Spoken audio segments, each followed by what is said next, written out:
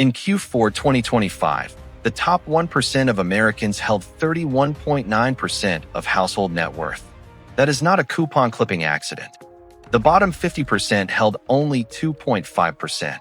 So one tiny slice owned over 12 times the share of half the country.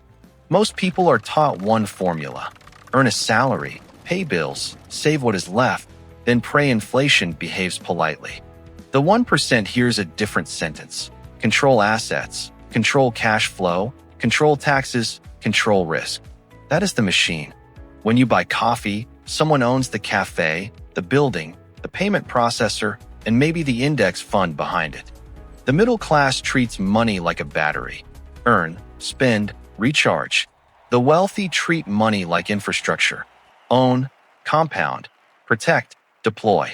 In dollar terms, Federal Reserve data puts top 1% net worth near $55.92 trillion in Q4 2025. CBO data shows the top 10% held 60% of wealth in 2022, up from 56% in 1989. This is the first secret. The 1% does not simply earn more. They own assets on a different balance sheet. An asset is not just something expensive. It is a claim on future cash flow, future appreciation, or both. A luxury car may be expensive, so is a jet, but expensive is not the same as productive. Finance is rude like that. Warren Buffett did not become wealthy by flipping headlines. Since 1965, Berkshire Hathaway became a case study in patient ownership. Bezos and thousands of smaller founders prove the same point. Ownership captures upside that salaries usually cannot. So this video is not about secret mansions or motivational nonsense. It is about 8 mechanics: assets, debt, ownership, taxes, global diversification, real estate, risk, and myths. First, we decode the asset machine: how $1 becomes ownership, cash flow, and eventually a tiny employee that never sleeps. The asset machine has 4 parts: income, ownership, cash flow, and reinvestment. Miss one, and the machine starts coughing. Income is not wealth. Income is a flow. It enters your life. Then rent, taxes, and subscriptions immediately start negotiating. The Federal Reserve says income is a flow measure. Net worth is a stock measure. Assets minus liabilities accumulated over time. The wealthy obsess over conversion. Every dollar asks one question: will you become consumption, or will you become ownership? Ownership can mean public stocks, bonds, rental real estate, business equity, royalties, or cash reserves waiting for opportunity. Cash flow is the machine breathing: dividends, rent, interest, royalties, and business distributions returning capital to the owner. Appreciation is the second engine. A strong asset can pay you today and become more valuable tomorrow. That double engine is dangerous. At 8% annual return, investing $500 monthly for 30 years becomes about $745,000 before taxes and fees. In that example, total contributions are $180,000. The rest is the machine working. Time becomes the unpaid intern of capitalism. Reinvestment is where the machine becomes unfair. Cash flow buys more assets. More assets create more cash flow, and the loop thickens. This is why index funds mattered. In 1976, Vanguard helped bring broad market ownership to ordinary investors, not just institutions. The normal person version is not pretending to be a billionaire. It is turning part of every paycheck into ownership before lifestyle eats it. Every dollar has a destination. One path buys comfort today. Another buys a small claim on tomorrow's cash flow. Both feel different. The rule is brutally simple. Earn, keep a surplus, buy productive assets, reinvest the output. Repeat until boring becomes powerful. Next, we hit the uncomfortable part. A high salary can make you comfortable, but ownership is what changes the scoreboard. A salary can make you comfortable, but if it never becomes ownership, income is just a very elegant treadmill. The trap is not earning money. The trap is needing next month's paycheck because last month's paycheck bought nothing that pays you back. Your income statement shows what you earned this year. Your balance sheet shows what you actually kept. Guess which one builds power? A $400,000 salary can still be fragile if it supports a $390,000 lifestyle and a balance sheet made of vibes. Equity is ownership after debt. If a business is worth $10 million and owes $3 million, the equity is $7 million. Own 30% of that equity, and your stake is $2.1 million. You did not work 30% more hours. Labor income is mostly linear. Ownership can be nonlinear. That is why equity is boring for years, then suddenly rude. This is why executives and startup employees care about stock options and RSUs. They are not cash. They are claims on future ownership value. The IRS classifies gains by holding period. Hold many assets over 1 year, and long-term capital gains rules may apply. Timing matters too. An unrealized gain is not the same as selling. That difference is why tax planning exists. Boring, powerful, legal. Lifestyle inflation is the silent assassin. Every raise gets promoted into a nicer car, bigger rent, and a subscription you forgot existed. The counterattack is simple. Pre-commit part of every raise to liquidity and ownership before your lifestyle writes a hostage note. A salary buys comfort. Ownership buys control. Comfort asks, can I afford this month? Control asks, do I need this paycheck forever? Over 30 years, the difference is brutal. One path keeps trading time for money. The other slowly recruits money to work beside you. But ownership has an accelerant, debt. Used well, it is a ladder. Used badly, it is a guillotine wearing a bank logo. Debt is not good or bad. Debt is a force multiplier. It either scales your assets or scales your stupidity. In February 2026, the average commercial bank credit card rate on all accounts was 21%. That is compounding, but angry. By Q1 2026, U.S. household debt reached $18.8 trillion. Debt is not a side quest. It is the map. Consumer debt buys things that usually lose value. Productive debt buys or builds assets that may produce cash flow. Same tool, different surgery. The first leverage test is the spread, asset cash yield minus debt cost. Positive spread helps. Negative spread quietly eats your face. Borrow $100,000 at 8% and interest costs $8,000 a year. If the asset generates $20,000, the spread is $12,000. Next comes DSCR, net operating income divided by debt service. If cash flow cannot cover payments, leverage stops being clever. Then check LTV, loan to value. A $700,000 loan on a $1 million asset means 70% LTV and a 30% equity cushion. The wealthy ask ugly questions. Fixed or floating rate? When does it mature? What if the lender refuses to refinance? On June 2nd, 2026, effective Fed funds sat at 3.62% and bank prime loan at 6.75%. Rates are not background music. A serious borrower stress tests the deal. Rates up 3%, revenue down 20%, asset value down 15%. Still alive? In securities lending, falling collateral can trigger a margin call. Then you sell because you must, not because you want to. Liquidity is oxygen. Cash buffers are not lazy. They stop you from becoming forced inventory for patient capital during a crisis. The rule: borrow to build, not to pretend. Debt should buy capacity, cash flow, or resilience, not applause from strangers. And now comes the quiet monster: taxes. Because the 1% does not just earn differently, they often get taxed differently. The 1% does not only earn differently, their money often arrives in forms the tax code treats differently. That is the playbook.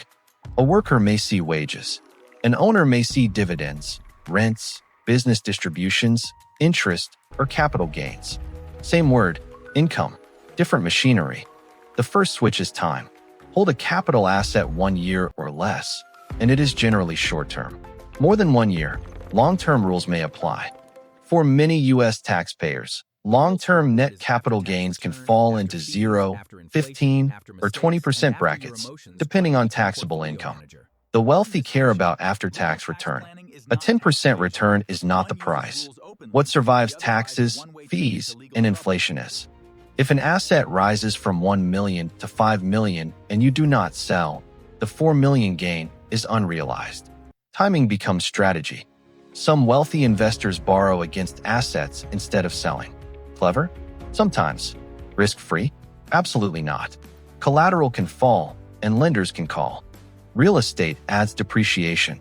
Under U.S. rules, residential rental buildings are often depreciated over 27.5 years. Land is different. Simplified, a $550,000 building basis divided by 27.5 years creates about $20,000 of annual depreciation before limits. Tax loss harvesting can use realized losses to offset gains. But wash sale rules matter, including the famous 30-day danger zone. For 2026, IRS limits put employee 401k contributions at $24,500 and IRA contributions at $7,500. Wrappers matter. Asset location is the next layer. Which assets belong in taxable accounts, retirement accounts, or business structures? That question can change outcomes. The wealthy do not treat taxes like April panic. They treat tax planning as a calendar, quarterly, annually, and before big transactions. The normal person version is simple. Track cost basis, no holding periods, use legal wrappers, avoid wash sale mistakes, and get help before complexity bites. Next, the 1% leaves the local scoreboard. They think across countries, currencies, banks, markets, and political risk. The 1% does not think in one country, one currency, one bank, or one political system. They think in exposures. Most people are wildly concentrated. One job market, one housing market, one currency, one bank account, one government tax code. In IMF COFR data for 2025 Q4, the dollar still held 56.77% of allocated global FX reserves. Dominance is not dead. BS data says OTC foreign exchange turnover reached $9.6 trillion per day in April 2025. Currency risk is not academic. If your currency weakens, imported inflation can rise. But foreign assets may translate back stronger. Same event, different balance sheet. Global equities let investors own businesses across economies. U.S. tech, European industrials, Japanese exporters, emerging market banks. One country is not the whole planet. Bonds add another engine. Income, liquidity, and duration risk. When rates rise, long-duration bonds can fall. Safety still has math. Central banks understand this too. In Q4 2025, World Gold Council data showed 230 tons of net central bank gold demand. Political risk is financial risk. Sanctions, capital controls, war, tax changes, and shipping choke points can rewrite portfolios overnight. Global real estate is not just buildings. It is rent, financing, property law, taxes, vacancy, currency, and whether courts actually work. The wealthy also ask where assets are held. Bank risk, brokerage custody, legal title, insurance limits, and access all matter. A real wealth map crosses asset class with currency, geography, liquidity, tax, political risk, and custody. Diversification is multidimensional. Ask one brutal question. What happens if my country has a recession, my currency falls 20%, and policy changes overnight? For normal investors, the translation is not secret offshore drama. It is broad funds, currency awareness, liquidity, tax compliance, and avoiding exotic nonsense. Next, we define risk properly. Because the poor fear losing money. The rich fear being forced to sell at the worst possible time. Most people define risk as losing money. The wealthy define risk as being forced into a bad decision at the worst possible time. Risk is not one monster. It is a menu: volatility, permanent loss, inflation, liquidity, concentration, counterparty, and legal risk. Cash feels safe because the number does not move. But by April 2026, CPIU stood at 332.407. Purchasing power moves anyway. Yet cash is still oxygen. Fed SCF data showed median transaction accounts at $8,000 in 2022, while the mean was $62,500. Liquidity is uneven. The formula is simple: Financial runway equals liquid reserves divided by monthly burn. $24,000 and $4,000 monthly burn equals 6 months. Forced selling is where risk becomes real. You do not sell because your thesis changed. You sell because the calendar has a knife. Patient capital is not calmer because it is morally superior. It is calmer because liquidity gives it choices when everyone else has deadlines. In 2008, the S&P 500 total return was negative 37%. In 2020, major U.S. indexes lost over 1/3 within 5 weeks. Volatility is not theoretical. Drawdown math is asymmetric. Lose 50%, and you need 100% gain to get back to even. The hole gets deeper faster than it looks. Concentration risk hides well. Your job, home, stock portfolio, and currency can all be the same economic bet wearing different hats. Correlation risk is nastier. Assets that look diversified on a calm Tuesday can suddenly move together when everyone runs for the same exit. Sequence risk means the order of returns matters. The same average return can produce a very different life if losses arrive early. The wealthy build survival systems: liquidity, diversification, insurance, legal structure, cybersecurity, custody, and boring paperwork that saves expensive tears. The wealthy write policies before panic arrives: maximum position size, liquidity floor, debt ceiling, rebalancing rules, and emergency playbooks. For normal people, risk management means emergency cash, diversification, insurance, low-toxic debt, and rebalancing. Next, the real estate and business flywheel. One rental property is not the wealthy strategy. The wealthy strategy is the flywheel: business, property, collateral, financing, reinvestment.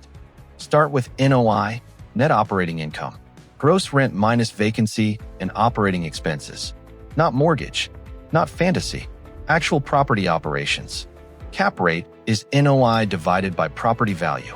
If NOI is $72,000 and value is $1.2 million, the cap rate is 6%.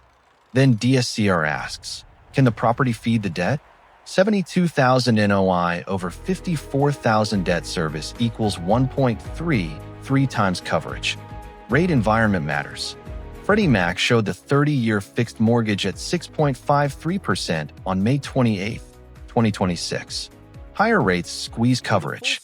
LTV measures debt against asset value. A $780,000 loan on a $1.2 million property is 65% LTV, leaving a 35% cushion. In Q1 2026, MBA said commercial and multifamily originations were up 52% year over year, but down 30% from Q4 2025. Liquidity moves in waves. The business side starts with free cash flow, revenue minus operating costs, taxes, working capital, and reinvestment needed to keep the machine alive. ROIC asks whether growth is worth it. If capital earns 18%, expansion may create value. If it earns 3%, growth is just expensive exercise. The flywheel begins when operating cash becomes assets: a building, a diversified portfolio, equipment, inventory, or another business. Assets can become collateral. Collateral can support financing, but financing has teeth: covenants, maturity dates, rates, and collateral values. When done conservatively, the loop compounds. Business cash flow buys assets. Assets support financing. Financing buys more assets. Cash flow repeats. A serious flywheel survives ugly math. Vacancy up 10%, revenue down 15%, rates up 2%, expenses up 12%. The Fed's 2025 Small Business Survey showed performance mostly stable, but firms were slightly more likely to report revenue decreases than increases. Flywheels still face gravity. Next, we destroy the internet's favorite lie. No, the 1% did not get rich because they skipped coffee and bought a secret coin. No, the 1% did not get rich because they skipped coffee. Frugality helps you start. Ownership changes the scoreboard. Skipping a $5 coffee saves money. Great. But if your entire wealth plan depends on lattes, the spreadsheet needs therapy. In April 2026, The U.S. personal saving rate was 2.6%. Without surplus, you cannot buy assets. Without assets, compounding has nothing to chew. The real levers are boring and huge. Income, savings rate, ownership, tax efficiency, risk control, and time horizon. Tiny hacks are seasoning. Increasing income is not shameful. Skills are assets when they raise future cash flow, sales, coding, operations, design, finance, writing, leadership. But income without savings rate is just a bigger pipe leaking into a bigger bathtub.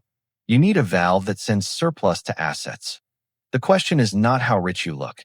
The question is how much surplus becomes ownership, funds, bonds, businesses, real estate, reserves. In 2024, FTC data showed consumers reported $12.5 billion in fraud losses. Investment scams alone hit $5.7 billion. Viral certainty is expensive. Real investing asks boring questions. What owns the cash flow? What are the fees? Who is the counterparty? And what can go wrong? Investor.gov's version is less sexy and more useful. Do not put all your eggs in one basket. Diversification is boring risk control. Rebalancing is emotionally annoying because it trims winners and feeds laggards. That is the point. A plan beats mood. Time horizon changes risk. Money needed next year should not be treated like money you can leave alone for 30 years. So replace the myths. Skip coffee, secret coin, hustle forever. The real machine is income, surplus, ownership, taxes, risk, time. The normal person plan is simple, not easy.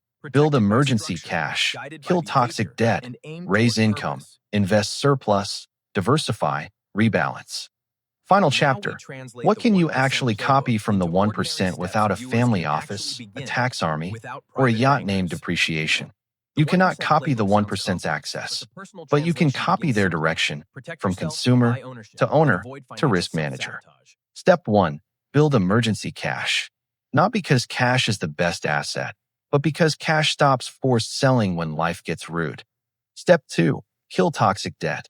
High-interest consumer debt is the asset machine in reverse, and the bank owns the engine. Step 3. Raise earning power. Skills are assets when they increase future cash flow, especially if lifestyle inflation does not eat the raise. Step 4. Buy diversified ownership. For many people, that means broad low-cost funds, bonds, cash reserves, and maybe real estate or business equity. Step 5. Learn legal tax wrappers. In 2026, the IRS set the employee 401k limit at $24,500 and IRA limit at $7,500. At minimum, no-cost basis, holding periods, realized gains, account type, and record keeping. When complexity shows up, hire a professional. Step 6. Write a leverage policy before borrowing. Debt needs rules, cash flow coverage, stress tests, maturity awareness, and no lifestyle theater. Step 7. Create an asset allocation policy. Match assets to goals, time horizon, risk tolerance, liquidity needs, and tax reality. Then rebalance. Some investors review every 6 or 12 months. Others use drift thresholds. The point is to obey the plan, not the mood. That is the copyable playbook. Liquidity, debt cleanup, earning power, ownership, tax basics, leverage rules, and allocation policy.